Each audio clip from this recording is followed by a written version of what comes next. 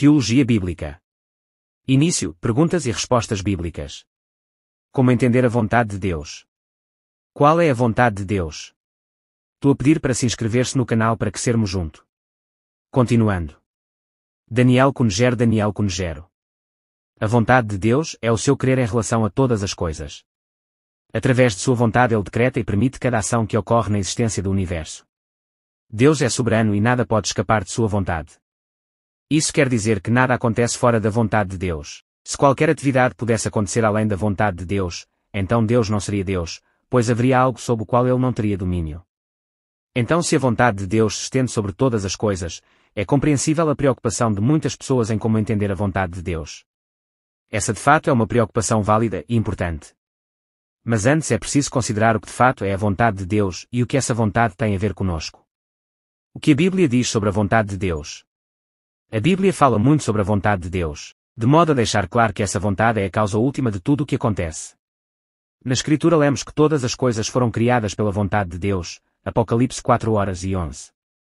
Além disso, a contínua existência de tudo o que se deve à própria vontade de Deus. O apóstolo Paulo escreve que Deus faz todas as coisas segundo o propósito da sua vontade, Efésios 1:11. Perceba que o apóstolo usa o particípio presente para ensinar que a operação de Deus no universo de acordo com a sua vontade é uma atividade contínua. Tudo o que acontece, tanto no nível geral como no nível pessoal, está sujeito à vontade de Deus. No nível geral, a história da humanidade caminha e se desenvolve conforme a vontade de Deus. Deus é quem tem domínio sobre os reinos dos homens, Daniel 4:32. Ele é quem muda os tempos e as horas, ele remove os reis e estabelece os reis, e ele dá sabedoria aos sábios e ciência aos inteligentes, Daniel 2:21.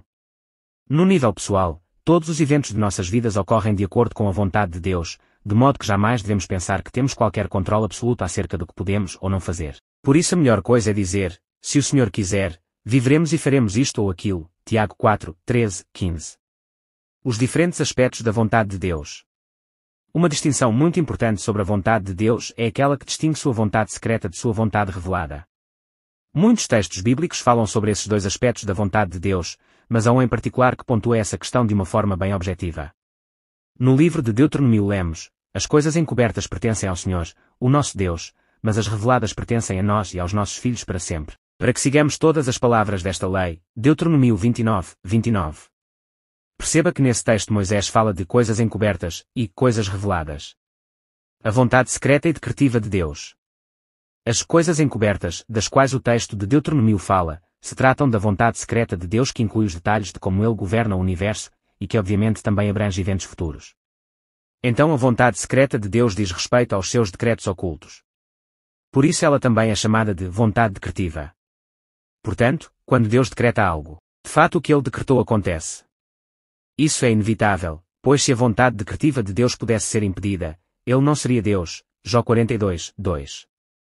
Geralmente só temos conhecimento da vontade secreta de Deus depois que os eventos que ele decretou aconteçam no tempo. Então não adianta tentar descobrir a vontade de Deus nesse aspecto, porque isso seria uma busca inútil.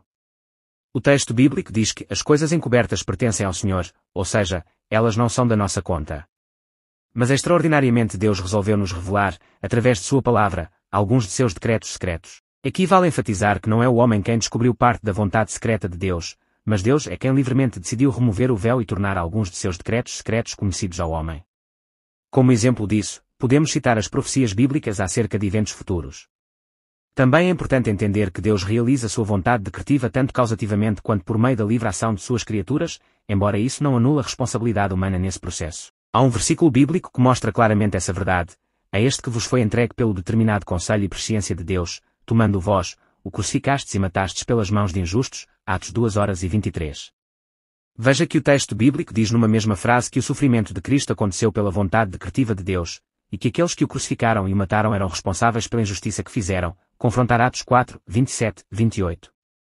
A vontade decretiva de Deus e a existência do mal. Aqui fica claro que muitas vezes a vontade decretiva de Deus inclui também os atos pecaminosos de suas criaturas. Contudo, é preciso sempre manter em mente que isso jamais ocorre de modo a tornar Deus o autor do pecado e fazer dele alguém que se deleita com a maldade. Se inscreve no canal para ouvir e aprender.